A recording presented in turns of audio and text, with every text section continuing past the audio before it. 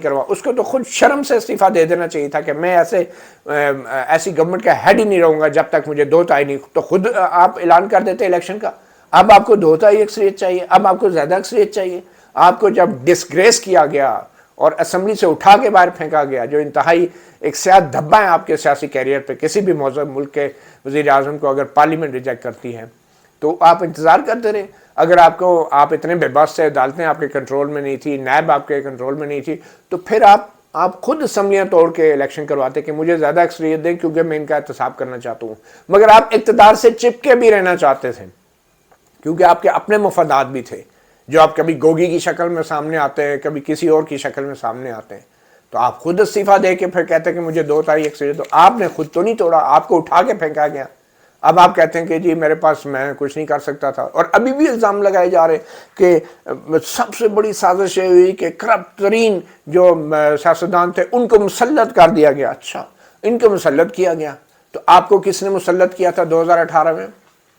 آپ جو ہے وہ کوئی یوگنڈا کی سازش سے آئے تھے؟ آپ جو ہے کوئی چیچوں کی ملیا کے جو کسی ساؤتھ افریقہ کی سازش سے آئے تھے؟ آپ کو کس نے, آپ کو ایتھوپیا کی سازش پہ لایا گیا تھا؟ اس ملک میں جب حکومتیں بدلتی ہیں تو ساری دنیا کے انٹرسٹ ہوتے ہیں. آپ جو ہیں فوری طور پہ کیونکہ امریکی اہلکار کی دھمکی آ گئی تھی تو اپنے بس سازش بھی ہو گئی ہے کیونکہ دھمکی بھی آ گئی ہے. تو عجیب بات ہے. پھر کہتے ہیں کہ ہم پہ مسلط کر دیا گیا. اور یہ انڈر ٹرائل کیسز ہیں. یہ انڈر ٹرائل ہیں, کیوں ہے ابھی تک انڈر ٹرائل؟ کہاں گیا آپ کا وزیر قانون, کہاں گیا آپ کے پراسیکیوٹر جنرل, کہاں گیا آپ کے جو نیب کے چیئرمین ہے؟ کیا آپ نے ان سے پوچھا؟ اس کو آپ نے توسیع دے دی کہ انڈر ٹرائل تھے, تو سزا دلواتے نا, فرض جرم عائد کرواتے نا. پھر آپ کیا کیا آپ نے؟ کیوں نہیں اپیلیں کی ہائی کورٹ کے فیصلوں کے خلاف سپریم کورٹ میں؟ وہاں میں آپ نے نالائق اور سفارشی وکیل بھرتی کیے ہوئے تھے سرکار کے بیاف پہ. کیا کیا آپ کے اٹارنی جنرل نے جو آخر میں آپ کو چھوڑ کے چلا گیا آپ کے اس جھوٹ کے اوپر کہ یہ غدار ہیں پارلیمنٹ والے؟ آپ کے اٹارنی جنرل نے سپریم کورٹ میں کہا کہ یہ غلط الزام لگایا ہے ڈپٹی اسپیکر قاسم سوری نے اور وہ اس کا ساتھ نہیں دے سکتے. آپ کہتے ہیں جی کرپٹ ہیں اور مسلط کر دیے گئے. پھر کہا کہ جناب کرپٹ ترین آدمی کو وزیر اعظم بنا دیا. اب مفتی عمران خان فتویٰ دے گا تو وہ کرپٹ ترین ہو جائے گا کیونکہ وہ مفتی بھی ہیں ماشاءاللہ سے, کیونکہ تسبیح بھی پھیرتے ہیں اور نماز پڑھنے کی تصویریں بھی وہ سوشل میڈیا پہ خوب پھیلاتے ہیں. تو اب وہ جس کے بارے میں کہیں گے یہ کرپٹ ترین ہے وہ کرپٹ ترین ہو جائے گا. اب آپ جنت کے سرٹیفکیٹ بھی آپ بانٹیں گے, لائلٹی کے پہلے آپ بانٹ رہے ہیں. وزیر داخلہ نے 18 قتل کیے. اب رانا ثناء اللہ کے بارے میں کہہ رہے ہیں کہ اس کے 18 قتل کیے ہوئے, تو 3.5 سال جو ہے آپ جھک مارتے رہے. آپ کیا کرتے رہے؟ ان 18 قتلوں کی ایف آئی آریں کیوں نہیں نکلوائی؟ کیوں نہیں رانا ثناء اللہ کو گرفتار کیا ان 18 قتلوں کے الزام میں؟ کیوں آپ نے اس حوالے سے جو ماڈل ٹاؤن کی باتیں آپ اشارے میں کرتے ہیں, کیوں نہیں اس کی انکوائری مکمل کروائی؟ اس وقت آپ خود بھی مصلحت کا شکار رہے.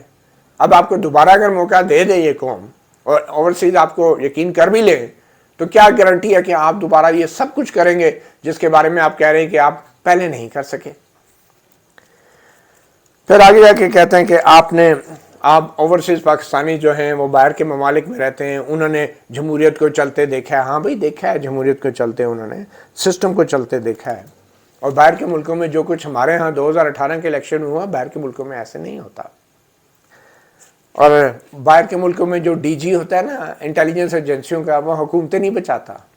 باہر کے ملکوں میں جو پرائم منسٹر ہوتا ہے نا وہ اپنے سپہ سالار سے پوچھ کے اپنا انٹیلیجنس چیف نہیں چینج کرتا, اور پھر یہ نہیں کہتا کہ اس کو ادھر رہنے دو, میں جو ہے اس کو جو ہے میری حکومت کو یہ بچاتا ہے, میری آئیز اینڈ ایئرز ہیں.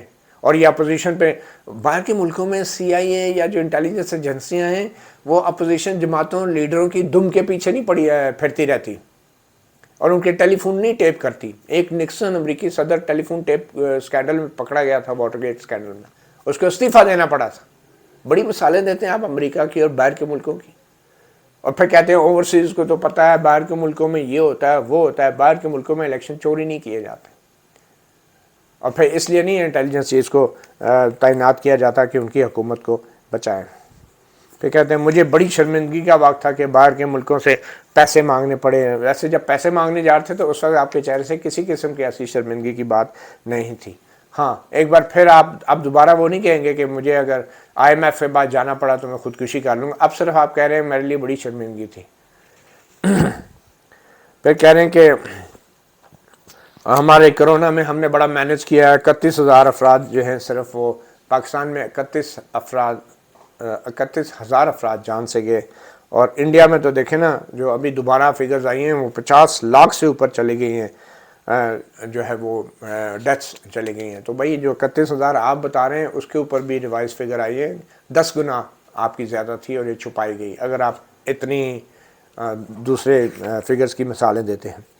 جب حکومت کرائے گی تب ملک میں جو ہے وہ بڑی گروتھ میں تھا, اور وہ اپوزیشن یا یہ لوگ نہیں چاہتے تھے کہ ملک ترقی کرے. خیر یہ تو ہر ہٹایا گیا وزیر اعظم یہی کہتے ہیں. پھر کہتے ہیں ایران میں جو ہے برطانیہ کی انٹیلیجنس ایجنسی MI5 اور MI6 نے حکومت گرائی. ایران میں برطانیہ کی انٹیلیجنس ایجنسی نے ایران میں گرائی. تو برطانیہ کی ایجنسی اگر ایران کی حکومت گرا رہی ہیں تو کبھی آپ نے سنا کہ برطانیہ کی MI5 اور MI6 برطانیہ کی حکومت گرائیں یا برطانیہ کی حکومت بنائیں یا برطانیہ میں پولیٹیکل انجینئرنگ کریں اور برطانیہ کے اندر جو ہے کسی برطانوی کرکٹر کو وزیر اعظم بنوا دیں, دھاندلی کر کے, چوری کر کے, الیکشن پولیٹیکل انجینئرنگ کر کے. آپ نے کبھی سنا؟ وہ حکومت گراتے ہیں بناتے ہیں تو دوسرے ملکوں میں گراتے ہیں بناتے ہیں. برطانیہ کے اندر انٹیلیجنس ایجنسیاں کوئی اس طرح کے کام نہیں کرتی جس کام کے لیے آپ اپنی ایجنسیوں کو ٹاسک دیتے ہیں اور دیتے رہے ہیں. مثالیں آپ برطانیہ کی دیتے ہیں. تو بھائی وہ ایران میں گرائی نا انہوں نے, برطانیہ کے اندر تو نہیں گرائی MI6 یا MI5 نے اپنی حکومت. تو میرے ساتھ بھی ویسا ہی ہوا. بھائی آپ کے ساتھ کیا ہوا؟ آپ کے ہماری جو تاریخ ہے نا وہ آپ کو بھی پتہ ہے. آپ کو 2018 کے الیکشن میں جس طریقے سے لایا گیا وہ برطانیہ کے MI5 MI6 نے نہیں لایا, وہ آپ کی اپنی ایجنسیوں نے لایا. وہ ٹھیک ہے. اور بات کر رہے ہیں اوورسیز پاکستانیوں کو یہ بھی بتائیں نا کہ جو برطانیہ کی انٹیلیجنس ایجنسی ہیں وہ دوسروں ملکوں میں حکومتیں گراتی ہیں اور بناتی ہیں, جبکہ ہماری جو ہیں وہ اپنے ملک کی حکومتیں گراتی ہیں اور بناتی ہیں. یہ سچ بھی بتائیں پھر اوورسیز کو. وہاں پہ آپ کے پر جلتے ہیں, وہاں پہ آپ کے شلواریں جو ہیں وہ خشک ہو جاتی ہیں. معلوم نہیں. بہرحال یہ بڑے بڑے دعوے کر رہے ہیں اور پھر کہتے ہیں کہ جی پہلے میڈیا پہ پیسہ خرچ کیا گیا. یہ ہمارا وزیر اعظم کا حال ہے. اور دیکھیں میڈیا پہ کیوں, ثبوت کیا ہے اس کا؟ دیکھیں اب جی جو رپورٹر ہیں وہ مائک لے کے نہیں جاتے. اب کتنی مہنگائی ہو گئی ہے میرے ہٹائے جانے کے بعد, اب رپورٹر مائک لے کے نہیں جا رہا. اس کا مطلب ہے میڈیا بھی بکا ہوا ہے. مطلب کوئی آپ پہ تنقید کر لے تو وہ بکا ہوا ہے. کوئی کسی عام غریب آدمی کا انٹرویو کر لے وہ بکا ہوا ہے. اس کو امریکی سازش کا حصہ ہے. میڈیا پہ پیسہ لگا ہوا ہے. کس نے پیسہ لگایا بھائی؟ آپ بتائیں, کیا امریکیوں نے پیسہ لگایا؟ اس کا ثبوت کدھر ہے؟ آپ 3.5 سال آپ کیا کرتے رہے؟ آپ بنی گالا میں جا کے لیٹے رہے. آپ ثبوت لے کر آتے میڈیا پہ اتنا پیسہ لگا ہے, اتنے فنڈز آئیں, اس چینل کو ملا ہے, اس رپورٹر کو ملا ہے, اس اینکر کو ملا ہے, اس کے اکاؤنٹ میں پیسے آئیں, یہ گواہ ہے, یہ یعنی شاہد ہے, یہ انٹیلیجنس ہے, یہ آڈیو ٹیپ ہے, یہ ویڈیو ٹیپ ہے. بہت ہی پیسہ لگ گیا کیونکہ ایک رپورٹر بیچارہ چلا گیا کسی غریب خاتون کے پاس کہ آپ کا گزارا کیسے ہو رہا ہے. تو یہ ثبوت ہے کہ میڈیا پہ پیسہ لگ گیا. عمران خان کوئی دیوتا ہے کہ جس پہ تنقید کرنا خدا نہ خواستہ بلاسفیمی ہو جاتی ہے کہ آپ پہ تنقید بھی نہیں ہو سکتی؟ میڈیا پہ پیسہ لگ گیا ہے, جو آپ پہ تنقید کرے اس پہ پیسہ لگ گیا, وہ بک گیا. ایک صرف عمران خان جو ہے وہ نہیں بکنے والا. عمران خان نے کیا بکنا ہے؟ اس نے ہر کام کے لیے بندے رکھے ہوئے. ATM مشین کوئی اور ہے, گاڑی کسی اور کی ہے, فرنٹ پرسن اور فرنٹ وومن جو ہے وہ کوئی اور رکھی ہوئی ہے. نہ اپنا کچھ پاکستان میں ہے, نہ خاندانی اثاثے پاکستان میں, نہ مالی اثاثے پاکستان میں کچھ اپنا ہے نہیں. میڈیا بکا ہوا ہے. میڈیا کیونکہ غریبوں کے انٹرویو کرتا ہے, وہ شور ڈالتے ہیں. اب بھی چل رہی ہیں خبریں. یہ بات نہیں ہے کہ اب خبریں نہیں چل رہی. مہنگائی کی روز چل رہی ہیں. آپ شاید صرف ایک ہی چینل دیکھتے ہیں جو آپ کی پسند کا ہے. بہرحال سندھ ہاؤس میں نیلام گھر بنا ہوا تھا, پیسے چلے تھے. پیسہ. تو بھئی آپ سندھ ہاؤس میں اگر پیسے چلے تھے تو آپ کے پاس کیا ثبوت ہے؟ آپ پھر وہی الزام لگا رہے ہیں. اور مثالیں آپ برطانیہ کے دیتے ہیں. برطانیہ میں وزیر اعظم الزام لگائے نا کہ پیسے لیے کسی نے, لگا کے تو دیکھیں.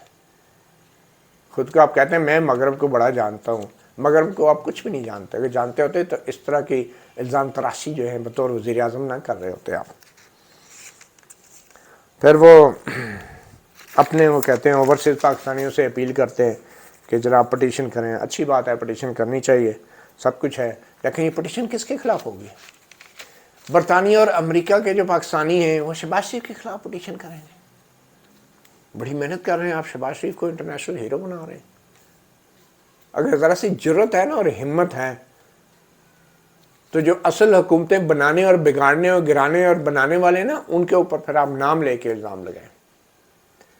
اس طرف ابھی بھی نہیں جانا، کیونکہ ابھی بھی انہی کی مدد سے واپس آنے کے چکروں میں موصوف۔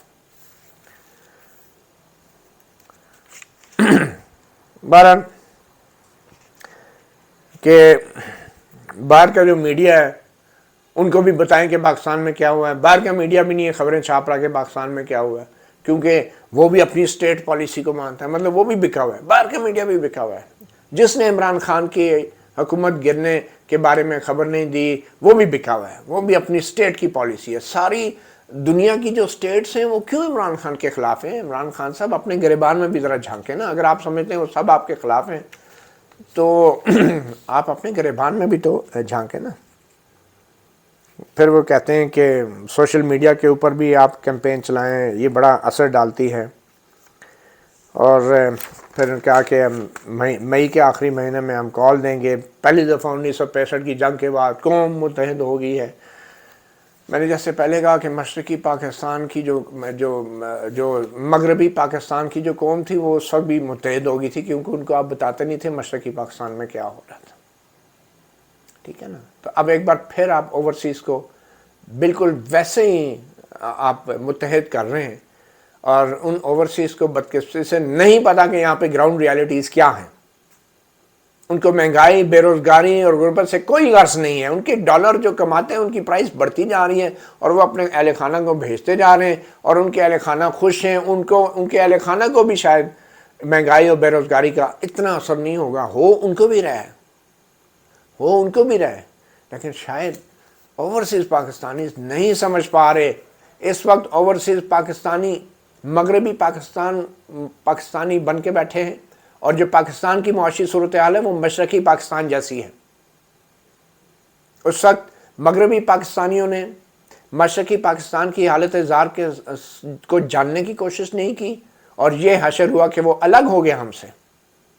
اور اب اوورسیز پاکستانیوں کو اسی طرح بیوقوف بنایا جا رہا ہے جس طرح 1971 کے اندر مغربی پاکستان کے پاکستانیوں کو بیوقوف بنایا جا رہا تھا مشرقی پاکستان کے حوالے سے۔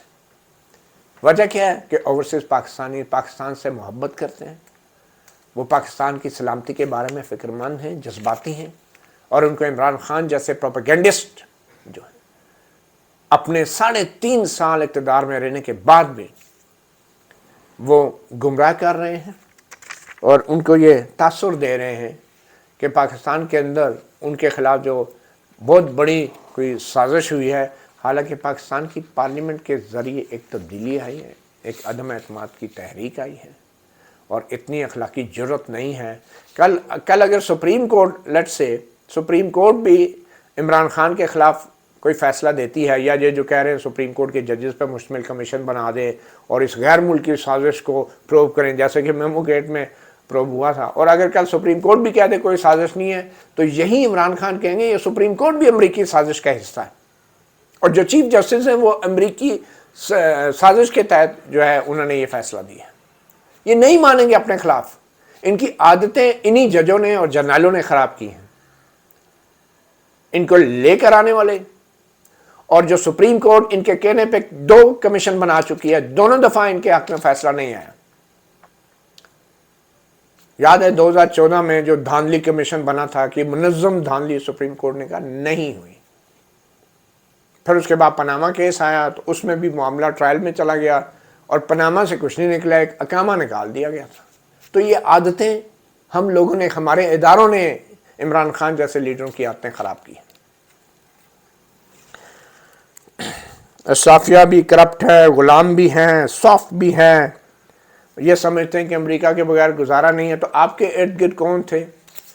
وہ آپ نے کوئی غریب لوگ لائے تھے؟ اب کہتے ہیں میں غریبوں کو ٹکٹ دوں گا، اب میں الیکٹیبل کو نہیں دوں گا۔ کیا مذاق ہے؟ جن کی جیبوں میں ہاتھ ڈال کے آپ اقتدار میں پہنچے۔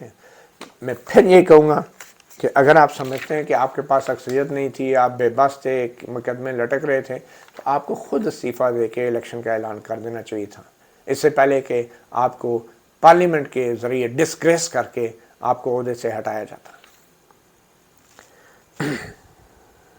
اور آخر میں پاناما پیپرز کے بات کر رہے ہیں اور کہتے ہیں کہ ان کے اثاثے باہر ہیں۔ بات یہ ہے کہ اثاثے آپ کے بھی باہر ہیں، آپ کا بھی پاکستان میں کوئی سٹیکس نہیں ہے۔ اثاثے اس لیے باہر ہیں کہ آپ کے ماشاءاللہ سے جو بچے ہیں وہ بھی باہر ہیں۔ جمائمہ آپ کی جو پہلی بیگم تھی، ان کے بارے میں تاثر یہ دیا جاتا ہے کہ پاکستان میں نون لیگ نے ان کے خلاف مقدمے بنائے اور ان کی وجہ سے یہ ہماری لڑکی پاکستان میں نہیں رہ سکتی۔ وہ تو مسلمان ہو کے پاکستان آنا چاہتی تھی یا رہنا چاہتی تھی، لیکن حقیقت یہ ہے کہ ہمارے سیکورٹی کے اداروں نے ان کو کلیئرنس نہیں دی اور کہا کہ عمران خان صاحب اگر آپ وزیر اعظم بننا چاہتے ہیں تو پھر جمائمہ آپ کی خاتون اول نہیں ہو سکتی، کیونکہ مذہبی اعتبار سے اور سیاسی اعتبار سے ہماری سیکورٹی اسٹیبلشمنٹ یہ تسلیم ہی نہیں کر سکتی کہ وزیر اعظم ہاؤس میں وزیر اعظم کے ساتھ کوئی ایسی خاتون ہو جس کا تانے بانے جو ہیں وہ بین الاقوامی ایک انٹرنیشنل کسی بہت ہی نان مسلم فیملی کے ساتھ ملتے ہوں۔ سیکورٹی کلیئرنس نہیں ملی اور اسی وجہ سے آپ نے جمائمہ کو ڈیورس کیا۔ یہ بات شاید آپ جمائمہ کو نہیں بتائی ہوگی، لیکن یہ حقیقت ہے۔ آپ ذرا سوچیں تو صحیح، اگر جمائمہ ابھی بھی پاکستان میں کیا خاتون اول کبھی بن سکتی تھی؟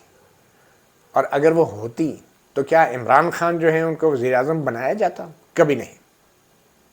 تو پلیز یہ بہت پرانی ایک اسکرپٹ ہے جس کے تحت یہ سب کچھ ہوا، and stop blaming others for your family life. آپ نے ایک ڈیزائن کے تحت، ایک پولیٹیکل اسٹریٹجی کے تحت اپنی پرسنل اور پولیٹیکل لائف کے فیصلے کیے ہیں، and I think you should stand up and own all those decisions. Matiullah Jan, MJ TV سے اتنے اجازت دیجیے، اللہ حافظ۔